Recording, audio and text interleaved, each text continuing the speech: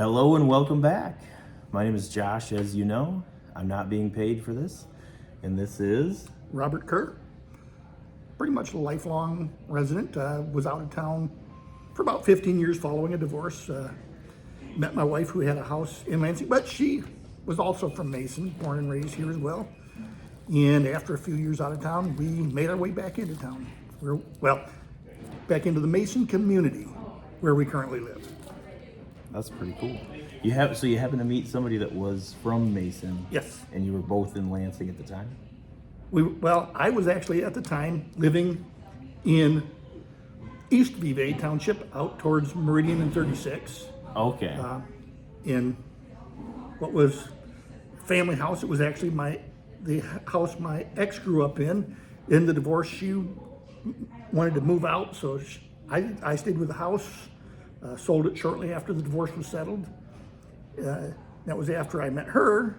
We moved into her house. It was a situation where it would have been very hard to maintain the mortgage payment on a 5-acre property with a house that we had just remodeled 10 or 15 years or so. In fact, we still pretty much owed the whole amount. It was constantly redoing our mortgage every few years. Yeah. So that worked out financially well. I moved in, helped her fix her house in Lansing, which was its own story. And then around the time of COVID, my parents were trying to get us to move back into the Mason area. We looked around for years, and every time we'd find a house that fit our needs, which were, we needed parking for 3 or 4 vehicles, a couple trailers, 2 motorcycles, balloon business, and there just aren't that many properties like that on the market. We eventually found one that was, a deteriorated property, bought it, cash sale. Now I'm just in the process of doing all the maintenance to get it up. We're living in there, but we're still working on it while we live there. That's cool. I know people are watching this for a specific reason. I'm going to get to that in a second. But how much storage does a hot air balloon take? How much what? A hot air balloon, like space. I'm assuming you fold it up somehow. Oh, when I fold it up, it fits in a cargo trailer. Balloon basket, the inflator fan, cart to haul it, extra propane tanks. We can all fit it all right in a 8x10 cargo trailer. Oh, that's interesting. When it stood up, it's 75 foot tall, about 70 foot around. Be about the height. If anybody's seen us flying around in years past, that's about the height that the new data centers will be. When they say 70, they say 70 foot, compared to a hot air balloon, we used to fly a 75 foot tall balloon. So that'll give you an idea of scale. It is pretty tall. Yep. That's really interesting. I've known you for quite a while through Facebook. A couple years through Facebook. Yeah. I think we just met in person at one of these meetings. Yes. I feel like we talk a lot, at least on social media and stuff. Yep. So I'm curious to hear what you have for us today. So when it comes to the M3 ordinance specifically, what are your concerns? What do you feel like is left out? Let's start with, I'm pretty much opposed to a data center in Mason. The things are monstrous. They don't fit within, as I understand, somebody had posted the Mason City Charter. It's supposed to preserve their rural nature. Vevay Township, most certainly their charter does state their purpose is to preserve the rural nature of the community. Where I'm at, and where most of us in Vevay is all farmland. You get into Mason, it changes, but certainly the data center would not be in line with that rural farming community nature that even is part of Mason itself. And where they initially were all, we can do it in the city and all that, we're trying to protect. I actually brought a copy of a map of the city showing all the boundaries in the city's zoning map. There is no, given the 300 acre requirement for the M3, there is nothing inside the city of Mason, period. That's just a foregone conclusion. So we have to revert to what Mayor Whipple said from day one on this. It might also include, well, it actually will have to, by the very statutes they're proposing, it would have to be in one of the surrounding communities. Given that Mason is almost entirely surrounded by Vevay Township, with the exception of Alden on the northern fringe, it's most certainly going to be in Alden Township. Chances are pretty slim that the Osterley family, who's been farming this area since, I think since it was chartered by the state, probably not going to give up much of their property. They stay busy farming it all and make a good living doing it. So I don't think it's going to be Osterleys. As has been discussed, there are two possibilities. Now, let me go step back. As I said, I'm opposed to it. I've watched what the mayor has said, and while he says he wants to protect the city from it, his own statements that we really need this kind of an industry, it brings us a lot of tax revenue and doesn't add any student load on the school or anything. Just say it, Russ. You want a data center. I've watched what you said in the council meetings and at the planning commission meeting. It's clear you want the data center, so just say it. You want the data center. But let's also be clear, to do that, you are going to have to annex or 425 property from most certainly Vevay. Now I know I have been in communication with Vevay for years since we moved back. I was involved keeping in touch with the township when solar first came up. I'd followed things. And clearly from knowing Vevay, knowing the officials there, they're not agreeable. They've said it quite clearly in their township meetings. We're not agreeable to openly allowing the town. They've done a 425 specifically for the purpose of allowing the city to square up its boundaries, basically to the west of the city. There's not 300 acres to the west of the city, just within squaring up the boundaries. So Mason clearly is going to jump past any agreements that have been made and just go, they're not going to do I don't believe, I think it's safe to say Vevay will not do a 425 agreement, so we can take that off the table. That leaves just annexation. So that's going to require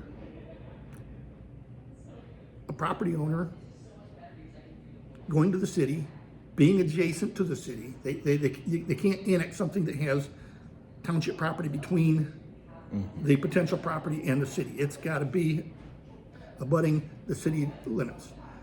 It's going to have a homeowner or a property owner go to the city and request that the city annex. The city is then going to have to say, yep, we're willing to take you on in exchange for providing you, in this case, probably the city water, city sewer. I'm not sure if there's any other utilities or any other functions they've. In exchange, you're paying the higher city tax rate, and any other encumbrances that come up with that. Now, just real quick, if somebody wanted to do that, is that they would just go to the city, so they don't have to do anything through Vevay? Or? My understanding from talking with the township is, if they choose to annex, the township is pretty much helpless to stop them. But it has to be a property adjacent to the city. So. And if a proposed data center, assuming they don't annex it, the township certainly, and the township can't say you can't do X or Y. What they can do is not zone. They can look at the township charter that says our purpose is to preserve the rural nature, and they can say that a data center is not compliant with the township's charter of preserving that rural nature. And in that aspect, they can say, we won't rezone that property to M3 for you. Now, if I understand, data centers would have to connect to water and sewage to get the I've looked at the ordinance. They do have to connect. It doesn't, the way it reads, I don't believe every bit of water in the facility those facilities which terminate their sewer connection have to be connected to the city. Does that mean if they're doing closed loop cooling, that cooling water must also connect to the city? I would argue not. And that'll get into where the zoning ordinance says they have to have a means of storing any hazardous waste. I had intended to print, didn't get around to printing an article that details all the chemicals involved with creating, and there are many variations on what they call chilled water. Water, as we all know, freezes at 32. To get more efficient cooling, you need water that you can bring down below 32 degrees. So you've got a larger variation between the temperature at which it boils and at which it cools. So you can, typical AC, if people are familiar with Freon, you get about 15 degrees between the air inlet coming into the AC unit and the air coming out. Furnace, there's similar equations at how many degrees it can change. You got to heat the whole house up by X degrees, and there's whole equations into that. But you've got to keep turning the air over and heating up a little at a time or cooling it a little at a time. So the greater that difference between the hot water and the cold water, the greater temperature change you can affect on the environment in the facility. And to do that, a lot of chemicals are used, corrosion inhibitors. Typical for this might be a glycol mix. There, you could use sodium mix, saturate the water with as much sodium as possible. That would either be sodium chloride or there's another salt that's used.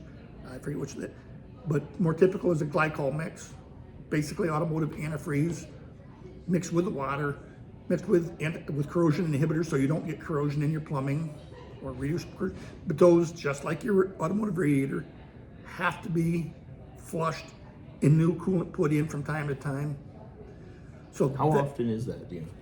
That is a question for the data center. Okay. It would, Yeah. I'm sure, depend on the heat load, how much heat they're trying to dissipate, how frequently that, have they got 1 million gallons circulating every couple of hours? Have they got 1,000 gallons circulating several times an hour?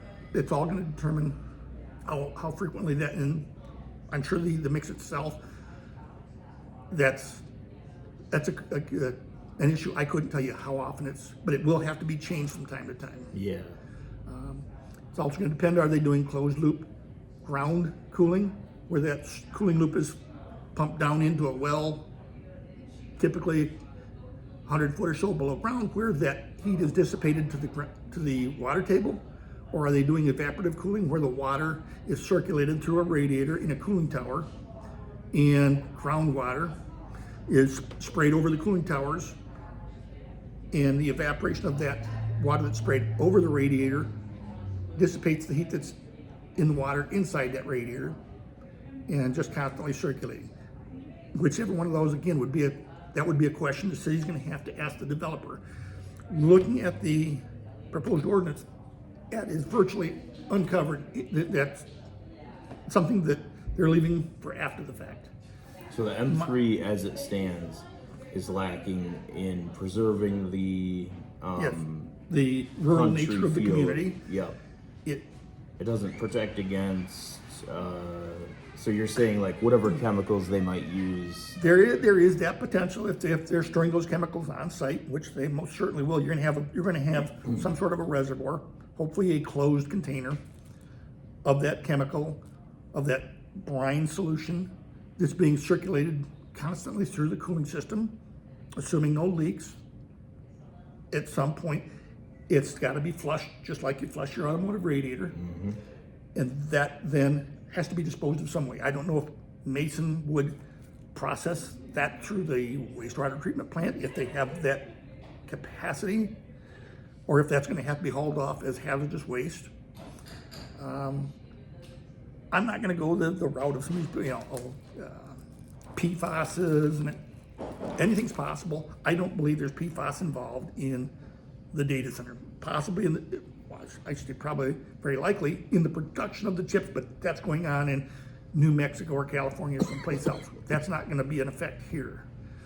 At the end of life, the circuit boards, the chips on those boards won't be processed here. They'll be sent off and reprocessed someplace else. But if there's open loop cooling, we need to make sure that they address proper maintenance and testing of the cooling water. I see just this last week, Oakland County, their court building found Legionnaire's disease or Legionella bacteria in their, I believe it was first and third floor men's rooms. A janitor working there got Legionnaire's disease. They tracked where all he had been and traced back, found that was found. Now that comes typically from something where you've got warm, stagnant water. Typical, what they found is usually cooling towers. Somebody somewhere had a cooling tower that wasn't being cleaned properly, wasn't being maintained, that resulted in that Legionnaire's disease. We want to make sure, I would expect that to be quickly covered in the ordinance, that they need to, if they're using evaporative cooling, there needs to be a scheduled regular maintenance, maybe some procedures where we can take action if they're not, but it should at least be covered. If they're doing closed loop, that heated water is being pumped into the ground inside closed plumbing through the groundwater where the heat transfers to the groundwater. I don't know how many BTUs they're cooling, but that is invariably going to raise the temperature of the water table in that vicinity. Are we going to see bacteria growth or other biological issues in that water table when bacteria that don't thrive at 52 degrees, which is pretty much the typical water table temperature, if that's raised to 65, 70, 75 degrees, are we going to see bacteria that didn't survive at 52 now surviving? Probably won't affect Mason, because your water's drawn out, I believe, by the airport, end up somewhere near Dart, where the two wells are, wherever the two wells are. This will be occurring out on the west side of town. The people in that area will be the people that may be having adverse conditions in their wells as a result of the heat energy from the data center being dissipated into their water table. Depending on permeability of the soils and the ground, and if there is any movement of the aquifer, which is probably pretty much stagnant, those will be the people affected by that energy transfer.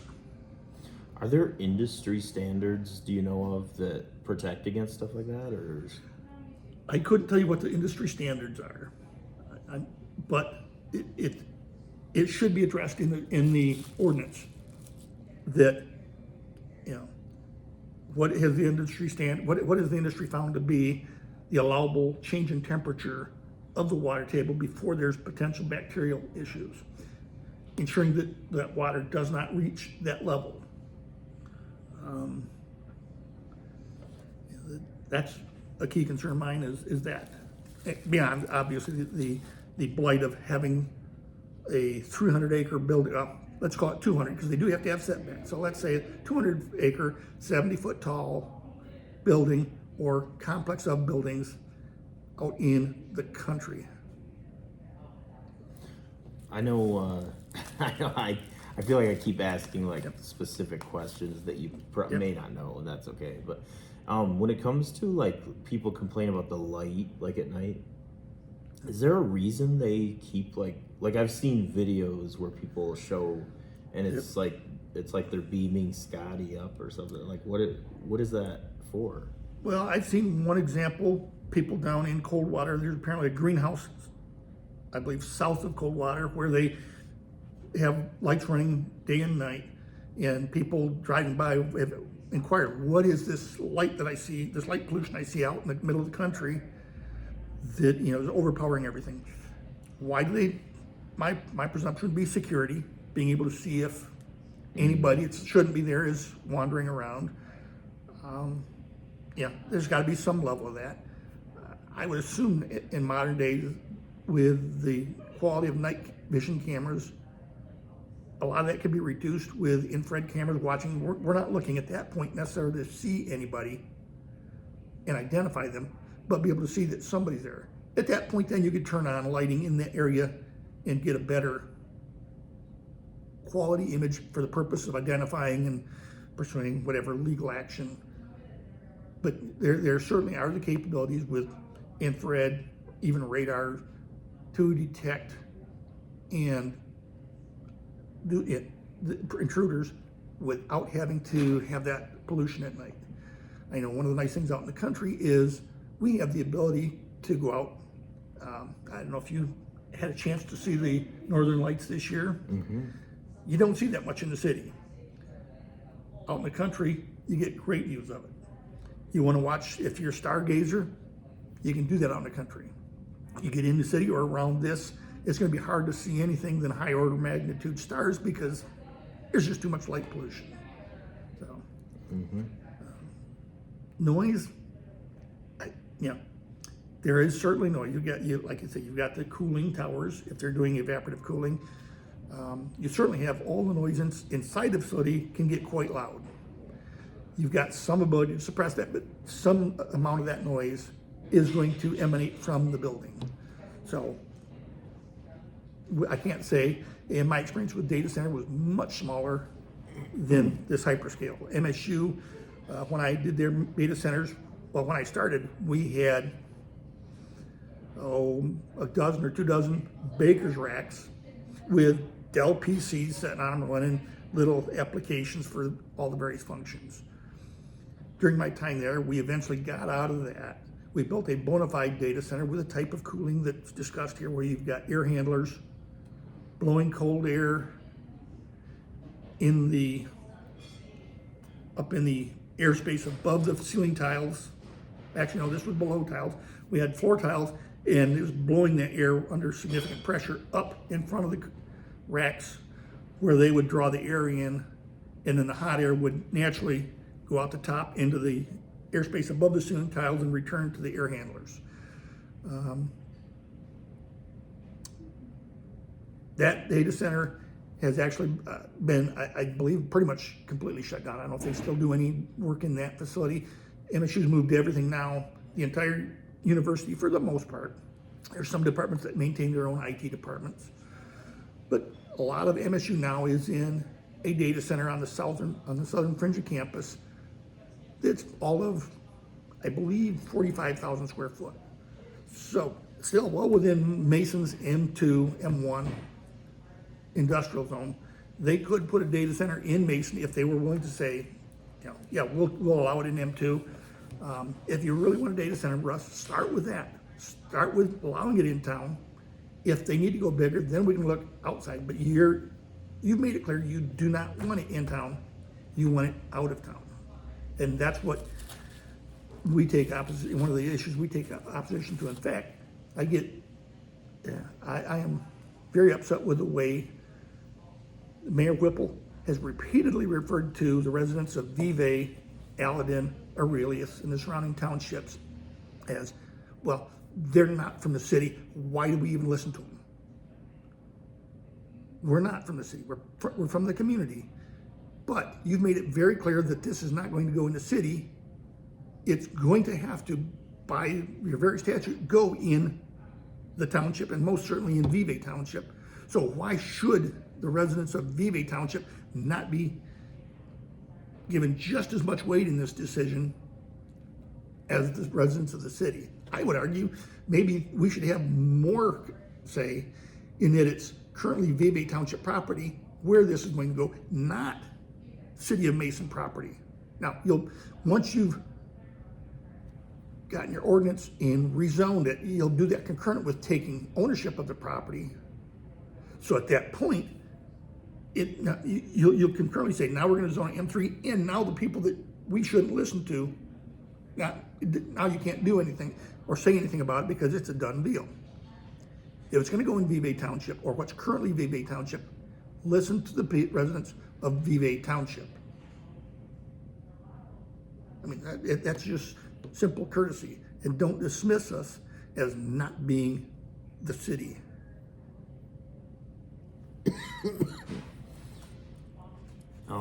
Just a quick, about water cooling. That's the vast majority. Like if you were to bet on somebody that was coming here, they're going to cool with water. Is that a? They're going to have to. accurate? They're going to have to use. They won't be directly cooling, at least not current. Where I work currently, which I'm not speaking on behalf of them, so I don't name names, but we do a lot of electronic cooling directly with water. Where Council Member Predmore had mentioned some of these new technologies, we're already doing it. We pump water inside the equipment. There are copper plates bonded to the high powered chips, much like the aluminum finned heat sinks with a fan on it in your current computer. We cool those devices with water flow. It's all an issue because you do occasionally get leaks, and water that close to the electronics is a concern. And we do occasionally lose equipment to water spillage.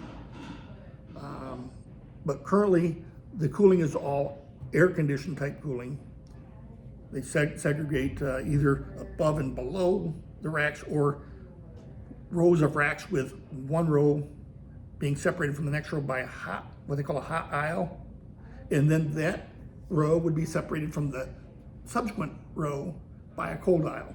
So the air is flowing through from this aisle out through adjacent racks and then out into the adjacent racks beyond that and up and back as hot air back to but that air conditioner just doesn't have the ability to dissipate that much heat in a conventional air-to-air exchange.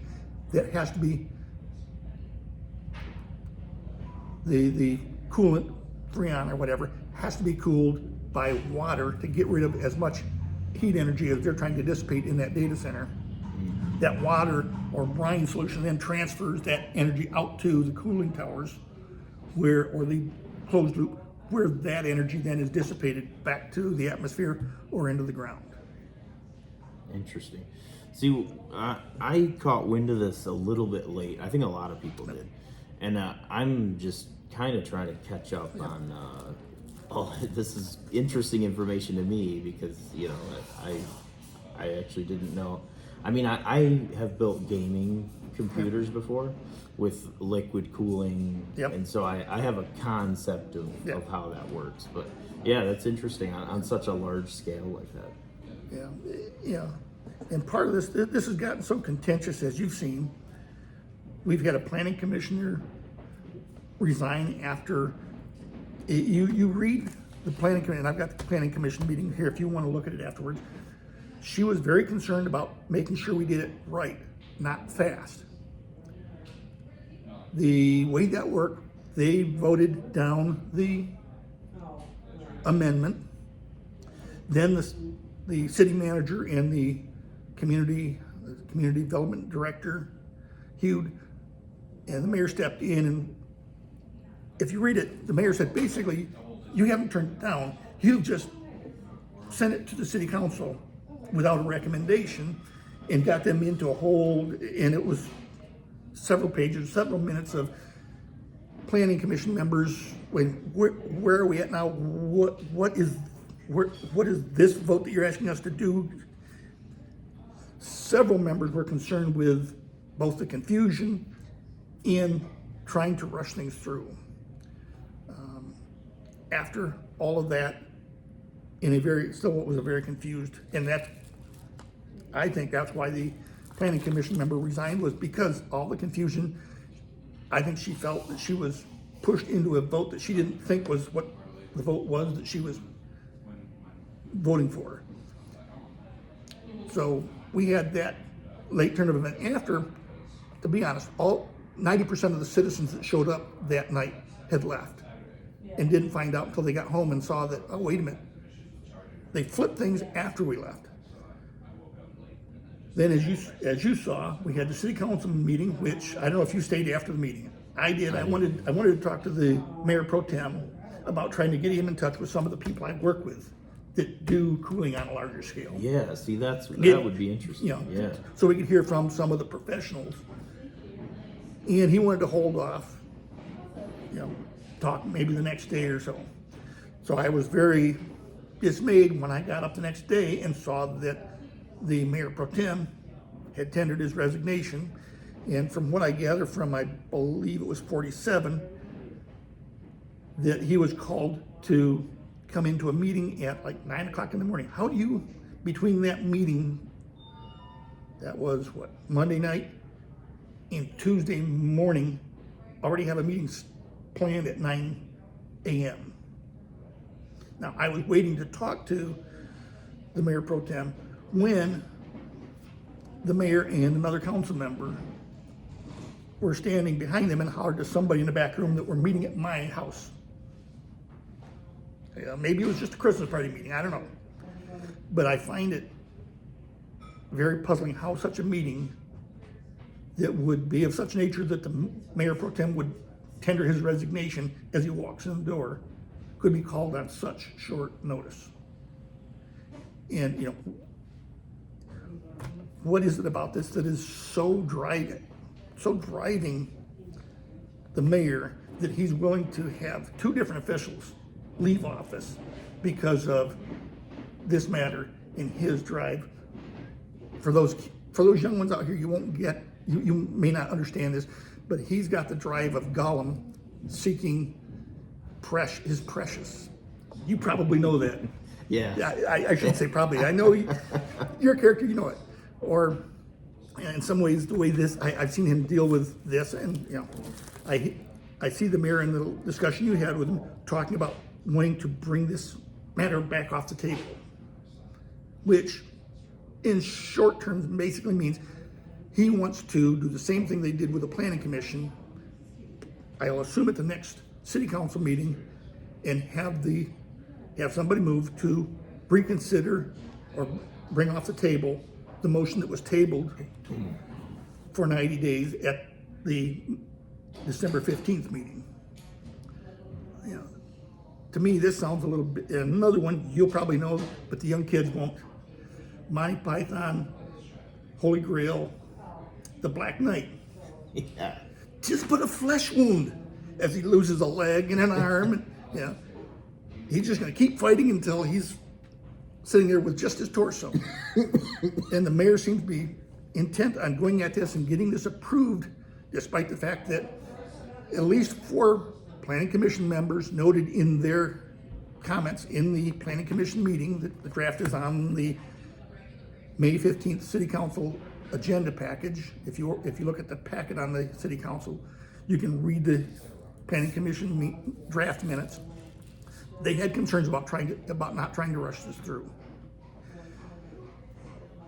The mayor pro tem got a 90-day pause so we can draft a citizens commission or committee to review this and try to answer the questions that the mayor pro tem Clark had raised, that others had raised. Now, I don't know. I doubt you know. It's been basically 2 weeks since that city council meeting. Has the mayor, has the city manager, has anybody at the city started working on putting a citizens commission together? Or are they just going to try and let this go? Because we've only got 90 days to do this. You've got to put a committee together, schedule dates, then bring up the questions and get feedback. I'm not seeing any indication that, have you seen any indication that they're moving forward on the city council passed resolution or amendment, which again, in the discussion, the mayor pointed out, well, they really didn't give us direction, so I don't know that we can really move forward on it. Come on, mayor. They gave you directions. Form a citizens committee, look at the concerns, address the concerns, revise the amendment as necessary, and get it right, not get it fast, and then we'll get it amended later. As I mentioned, I used to live in Mason. I got divorced. After the divorce, I got involved in the parental rights movement. I dealt with legislators for 20 years now. They're like the character in the Disney or Pixar movie, the dog is, oh, squirrel. Legislators, once we've passed this amendment that they want, they've got other things. We don't want to be concerned with trying to you know, let's not worry about mending this M3. Or if they do, it'll be after a developer or an interested party has come, met with them, and said, here's our package. We'd like a signature. We'd like approval of this. Now, that's a little too late to be, because as Mayor Whipple said, look what's happened in Saline. In Saline, things got rolling. The citizens said, let's put the brakes on this. They got sued because they already had things rolling. Let's get it right, then get the ordinance on paper. If somebody's that interested in developing, they'll wait to get it right. I think what businesses do, there's X number of data centers looking at being built. It may go up over time, but at any given time, there's X number of data centers being proposed. Now, we've got communities all over the state, all over the country that might host. The data center operator is going to pick those communities that offer the lowest cost, the least encumbrances. They're not going to go to a community, Howell has said, we don't want it under any, they can't say you can't. They can say you can, but here are all the restrictions that are going to be required. And the operator's going to say, no, I think we'll avoid Howell. We'll go to Mason, because Mason doesn't have the protections in their ordinance that Howell has. So we need to get it right first, then get it on paper. What do you think about the moratorium for 6 months? Do you think that's Well, too it was long? amended to 90 days. It is not. Right. It's only 90 days. But what they want and what was put forth is 6 months. Is that 6 months. And I think we were looking at 6 months. Actually, it was over a year, I believe, with Vive for solar before the governor changed the rules and allowed MPSC to trample on all local government. right? And we're going to put solar farms in, whether you like it or not, whether you're a rural community. Or in fact, you look, they're all in rural communities. I shouldn't say that. I do see MSU or Lansing did put some solar on the Lansing Board of Water and Light landfill off Lake Lansing Road. So they I didn't know that. I drove by there about a month ago and I was shocked to see that whole field to the south of Lake Lansing by the concrete plant there was all covered with solar cells. So they are in some cases doing it right. Could something like that happen with data centers, where the state just says, no, moratorium doesn't matter, anybody can... That's the threat that's out there. That's the fear people have. I don't believe I don't believe they can force things yet with data centers, but it certainly is a possibility. Yeah, it makes you nervous. But again, if we have an ordinance on the books, if the state comes in and says, we're just going to allow MPSC to trample over you, it doesn't really matter anyway. Yeah, I guess at that point it wouldn't matter. Yeah. But we can at least then point to, and hopefully a prudent, well-designed ordinance that we can at least fight the MPSC based on, not something that was rushed in. And I'm going to say it again, watching what Mayor Whipple has said time and again, he's wanting the data center for the taxes, and he's not really given any other good reason other than it's free tax income. They don't put they're going to put a big strain on the water. And that's another question I had. I see that Commissioner Predmore mentioned that our new water plant can do, I believe he said 2.5 million gallons per day, which is interesting because at the Planning Commission meeting, and I believe it was even brought up again at the City Council meeting, it was clear that we don't have that we don't have the results of our water study, and we don't even know when that data is coming in. So did that study finally come in? Was the 2.5 a figure based on predictions and not based on what actual what the actual number available is. I'd like to see that question Yeah. answered.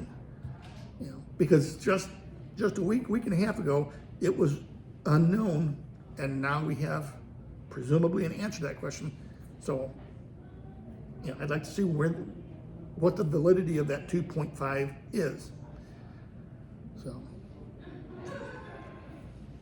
When it comes to citizen advisory committee, is that the term? it's something, yeah.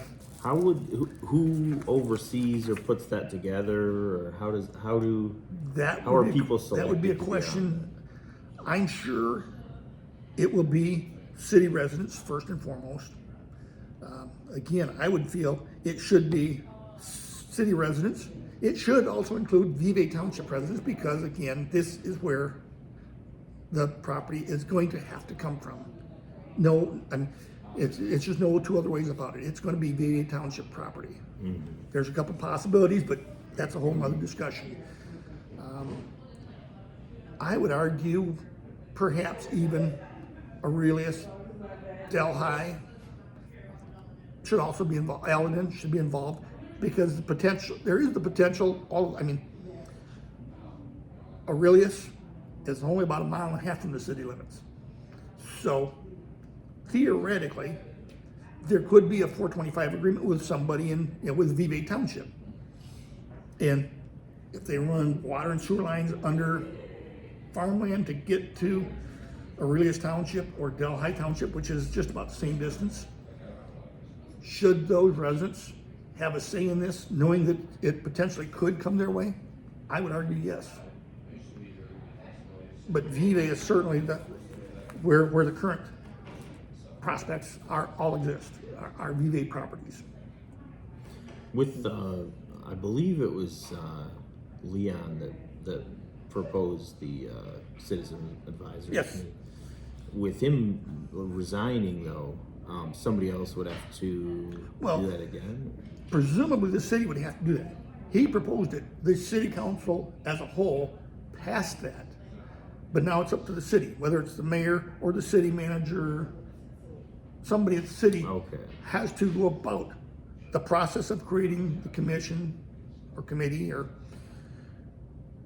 scheduling, getting people assigned to that committee. That's all got to be done in a timely fashion because the total window was only 90 days. And we're already 15 days into that 90 days. So a sixth of the time has been burned up, and as far as I've seen, they've not even put out requests for participation in the Citizens Committee, whatever organization they call it. Which is why when I see the mayor talking about, well, they did not give us direction, and I'd like to see that issue brought off the table, tells me he does not plan on carrying forward on the city council's own call for action on December 15th. He talked about, I did a look when he talked about all these people that are outside the city. Looking at all the people that came forward to the planning commission, both before that meeting in early December and that spoke at the meeting, there were 71 total people that either sent mail or spoke at the meeting. Of those 71, 22, nearly a third, were City of Mason residents. So no, Mayor Whipple, this wasn't largely people from outside the city. There was a large contingent of people from the city that spoke. And of the 71 people that spoke or sent letters, 70 of the 71 were in opposition. The only party that spoke in favor of the data center at the Planning Commission, coincidentally, was not a city resident. It was the Lansing Regional Chamber of Commerce. So 100% of your feedback at that meeting from city residents was in opposition. So again, why the rush to get it fast rather than get it right? So the biggest concern for you is just that it's going to get passed. And Well, the biggest concern is the way this is being pushed through. Like I said, like that quest for Precious in Lord of the Rings. Damn be any efforts to try to get it right. It's got to be fast. every step I've seen it's like there's anything that's saying let's get it right has got to be pushed to the side in order to get it fast. I mean, I look back, one of the things that, another point that really concerned me was we had a city council meeting on December 15th. And I didn't look back to see if the issues from December 18th were on there, and just because of the length of the meeting, they neglected to cover a couple items, or somehow they totally forgot to even put them on the agenda. But they had to have a follow-up meeting on December 18th. And why was a city council member who happened to be for taking it slowly and getting it right was denied the ability to participate in that meeting remotely because he was out of town on the this was a meeting that was called on a day's notice, not posted well in advance. So it's not surprising that somebody had left for a scheduled vacation or holiday. They tried to participate remotely, which the city's rules do say he should have been allowed to do remotely, provided he had video and audio link, which, let's face it, as you can see, we've got video and audio link. Everybody's got one hanging on their belt nowadays. And he'd have to state where he's at. Unless he's in the military, and for good reasons, then you don't have to state where you're at. But why the mayor then stepped in and procedurally tried to block him from participating as a council member, but only as a non-voting citizen, I find very concerning. You got rid of one of your opposition. Now you're going to take another no vote and try to keep them off. What was the purpose for not letting him participate as a city council member meeting in that meeting? Yeah. And I'm not so sure that had there not been 50 or 60 citizens at that meeting, they would not have tried to do the same, pulling it from the table, reconsidering it, and rushing through a vote with nobody present on December 18th. I do see, and I'm curious for yourself as well. I do see kind of both sides. It's like we're kind of getting pinched from both ends, because I do understand taking it slow as far as passing M3, making sure it's right. Obviously, that's and then I do understand pushing it off for 6 months as a city resident. Kind of makes me nervous if there's interest already and things could be potentially starting to move. I feel 6 months seems like we're not, we might not be ready when something. Yeah, and right now we've got it. Theoretically, we've got a 90-day pause to, like you say, think about it and get it right. If at that 90-day point, people are, the commission, the planning commission, or the city council is still not sure, they can always choose to extend that another 30 days. And at that point, presumably we'll already have a citizens commission seated. We can choose to extend that for a longer window to allow those remaining questions to still get answered. The concerns get addressed. Like you say, 180 days, yeah, that's longer. That is a bigger window, but I don't think a developer is going to jump on things until the M3 is addressed. Yeah. If they're going to buy the property, they're going to buy it already if they're not concerned about the M3 ordinance. And certainly one of the two potential sites already has been purchased. But they've owned it for about 18 months now. And in that time, they've not gone to the township. They've not requested permission to, I would have thought maybe build a subdivision. They've not gone to the township and requested rezoning to a residential, from agricultural to residential. They've not gone to MPSC and said, we'd like to put solar on this part, which was, to be honest, when that sale first came up, that was one of my thoughts. One of my concerns was that we're going to now have 2 solar farms in Vevay Township. They've not come forward with that. So I doubt that solar is what they're planning on this 300+ acre parcel of land. Do we know who the buyer is? I know who the buyer is. Currently, actually, if you go on the assessor's website, which is a company called BSNA, you can look up but now what I find interesting is half of that parcel, the old Eagle View Golf Course, does show the new owner. Frederick Farms, which sits between the golf course and the current MDOT service garage, still shows that it's still Frederick Farms. I know when we bought our house, it took over a year for that company to get the website up to date showing us as the new owner of our house. That's still showing Frederick Farms. But I have confirmed with the township supervisor that yes, indeed, that was bought by the same party that bought the Eagle View Golf Course. It does have power transmission line running through it, so it's got the right of way they need. It's adjacent to the city.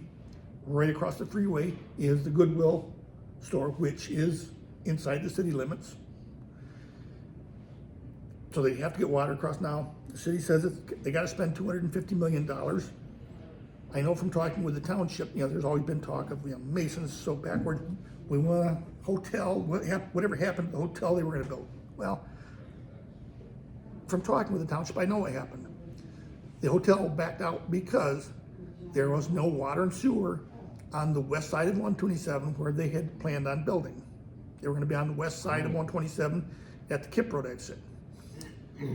But because there was no water and sewer and it was going to cost over $1 million to get it there, they decided to walk away because it just wasn't financially viable to build a hotel with that kind of an upfront cost. Now, if the city says they have to spend at least $250 million for all this state tax and $1 million, $2 million, $5 million, heck, that's just part of that $250 that we have to spend to qualify, so why not? But that was what caused that hotel to fall through, was the lack of utilities on the west side of 127.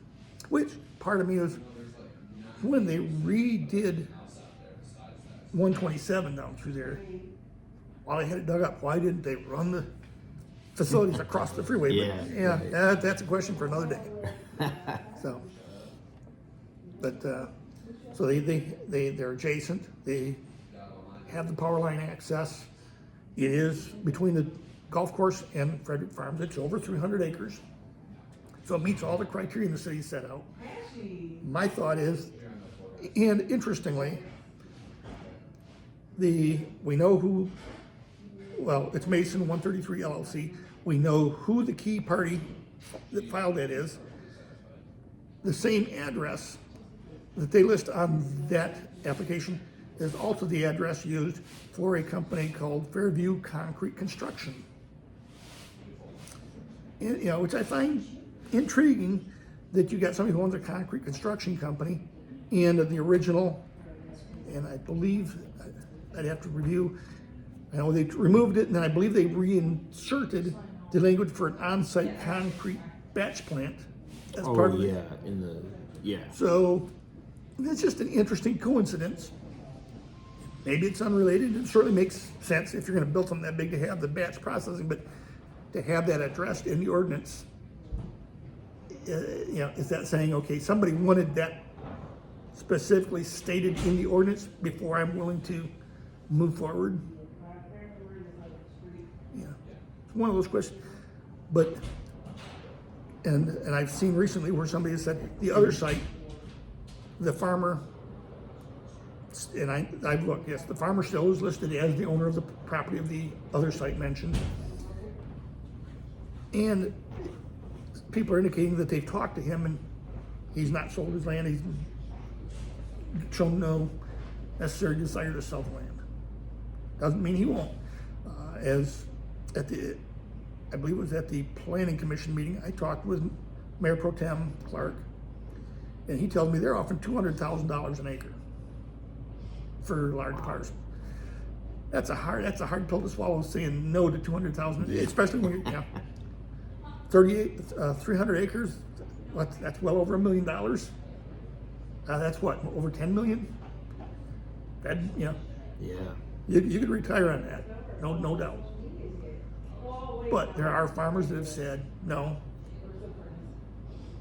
it's my livelihood, and it's a resource that is, when the solar farm went in, one of the big farmers in the area was also working with the township and in discussing. He noted that once they level that land, grade it, and put that solar on there, they scrape that topsoil off, you'll never be able to farm that property again.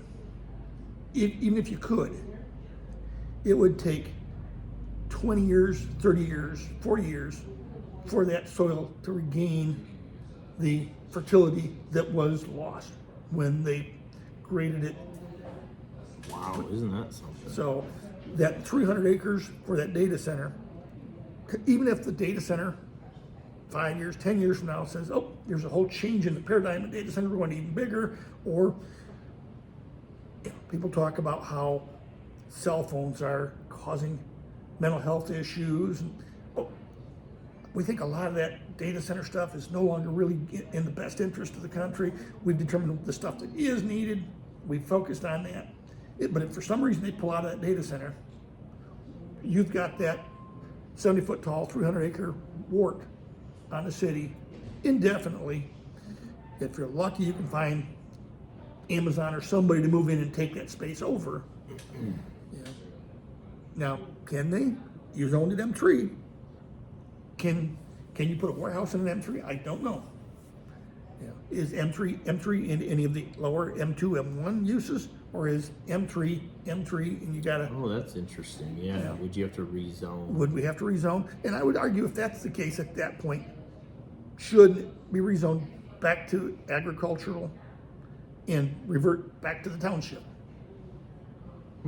Yeah, that's interesting. It was rezoned for the purpose of the data center. If the data center goes, should it go back to the township's ownership? Was that something they could put in the ordinance? I don't think you itself, could. I don't think, they could pass something, some sort of a resolution or something, but I don't know that. I mean, probably not. Now that I think about it, they probably could, but those are thrown out. There's some property on the very east end of Mason between Dexter Trail and the fairgrounds. Originally, when that property was to be purchased for a sports complex, ball diamonds, soccer fields. Clearly that never developed, and now it's the new water plant. There's senior housing going in there, but that was not the purpose that property was originally purchased for. And the agreement there has gone by the wayside. And my parents at the time, I recall them saying, you watch, that agreement will be ignored, it'll disappear, people will forget what that was ever purchased for. it's like they were right. And they were right. Yeah. So is there that you know of, is there a proposed list of amendments or language at least to add to M3? Well, if you look at their, I believe it was the December 15th meeting minutes, there were the three that originally were included as part of the whole planning commission meeting. There were a couple of other ones that they added or considered and chose not to add. Right. As a result of various discussions. So there are amendments. But where those amendments, and in terms of the planning commission, as the mayor pointed out at the planning commission, what you are bringing to us is just a recommendation. It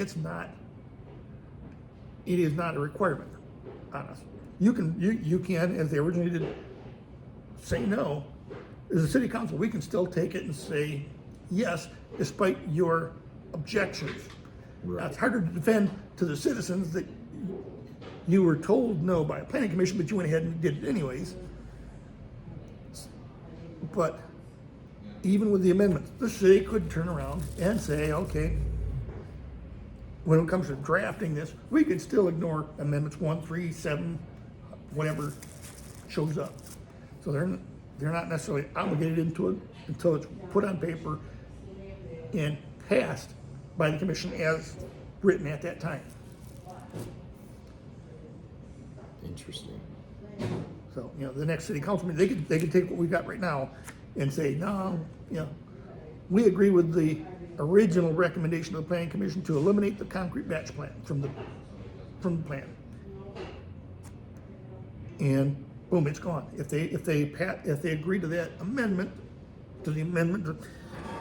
they can remove that.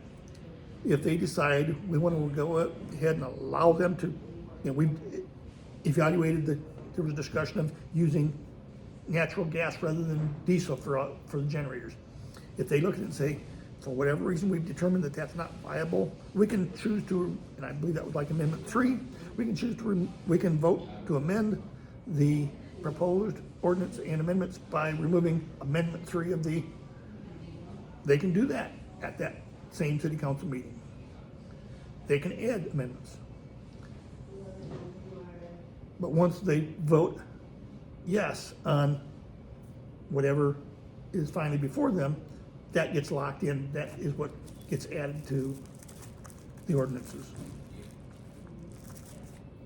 Up until that final vote, anything is subject to change.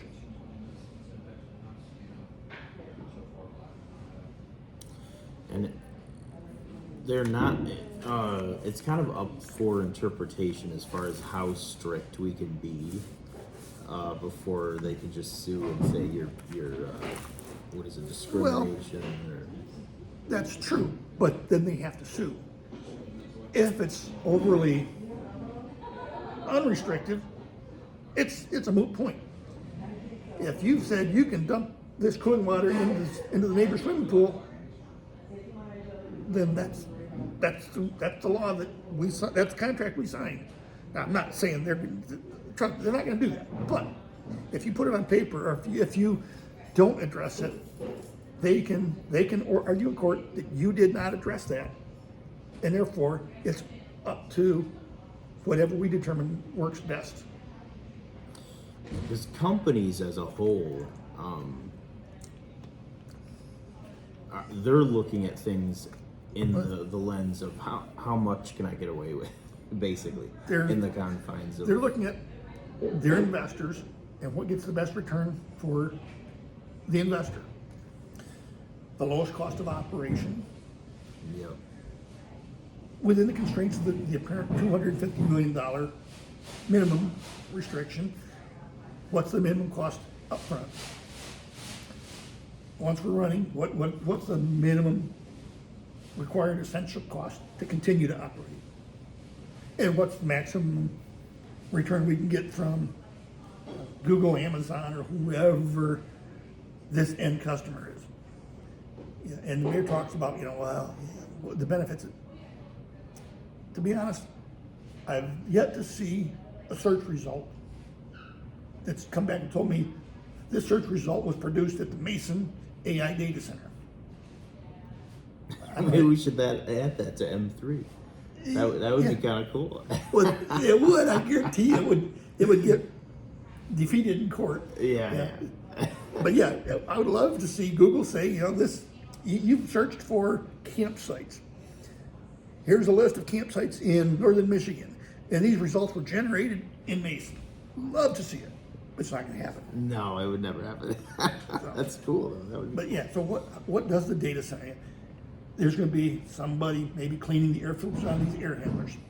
There'll be a janitor sweeping floors. Security personnel on site? There'll be security, but how many security people do you need? Probably one person, because you've got AI watching the facility, looking for signs of motion, detecting it, turning on lights. Oh, that's a deer or a rabbit. Ignore it. Oh, AI says, oh, that's a person. They're going to notify the person if there's a person in the building, or they're going to contact Mason Police Department and say, we've detected an intrusion, and probably send them a link showing the video of the person on the premises. Yeah, that technology already exists. Yeah. So yeah, it's so, and I don't know, if you work at a data center, are you going to go out and try to intervene in an intruder? Or are you gonna say, no, I'm not paid to go out and get shot at? Well, even armed security, I've seen jobs posted that they're gonna pay you $14 an hour Yeah, to get into a firefight with somebody. Duck behind cover and return fire for former $14 military. an Hoo-ah. Yeah. Somebody fresh out of Mason High School? Maybe hour. not. Maybe, yeah, I don't know. Yeah. It's going to be like the city cops turnover. It's a job you hire for that first job to get the credentials to move you up to county or state police, or maybe to get you into FBI or DOJ or something. Or on the other end of the line, you've done that, and now you're looking to retire. You want someplace peace and quiet. Mason. But I don't see Mason being, for the most part, a place where somebody wants to be for that middle, high earning portion of their career. There's not the activity to really make unless you want to just coast through your life in law enforcement, there's not that kind of activity that really gives you a sense of fulfillment. It's not the kind of earnings potential. Let's face it, Mason doesn't have the money to pay cops the kind of money that someplace like Florida, I hear they're paying big bonuses. Oh yeah. For particularly if you've come from someplace like New York where they're defund the police.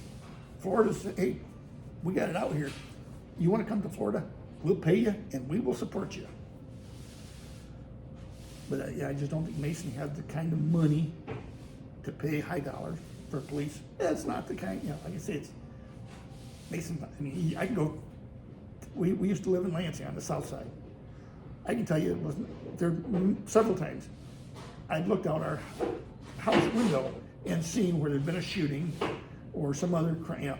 We've had police come by, knocking on our door, seeing if we've seen anybody wandering through the yard. We've had my daughter now lives in our old house. They had a gun stolen out of a vehicle.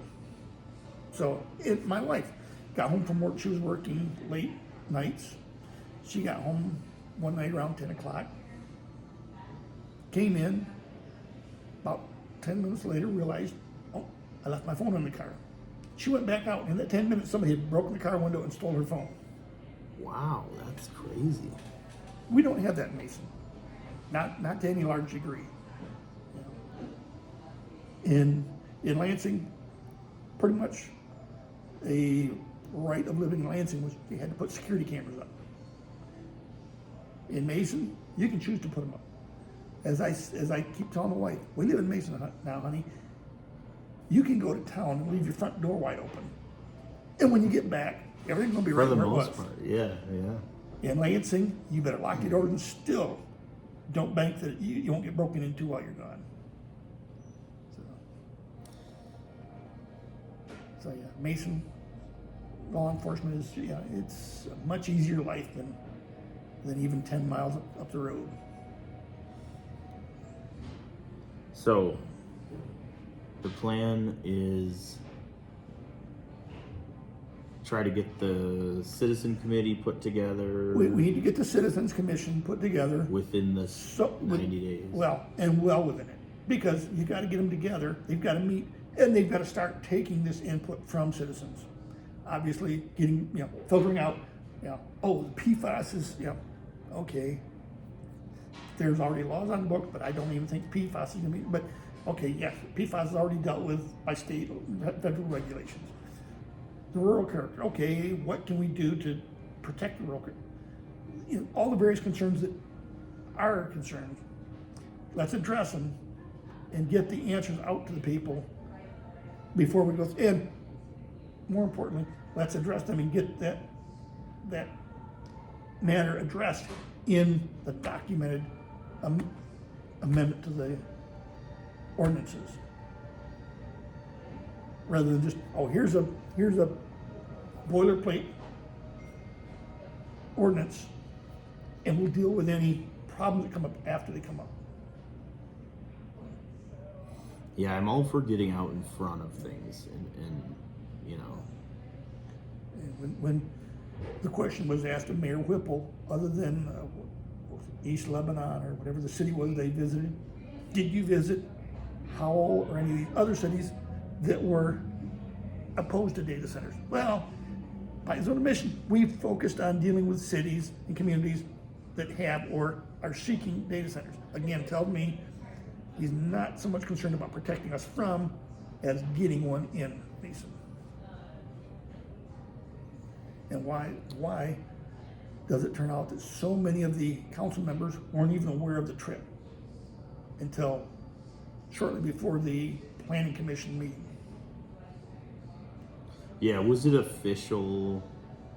Was it an official thing, or was it just a couple people said, let's... I would assume it was official. I guess we can only speculate. Did we spend city taxpayers' dollars on that trip?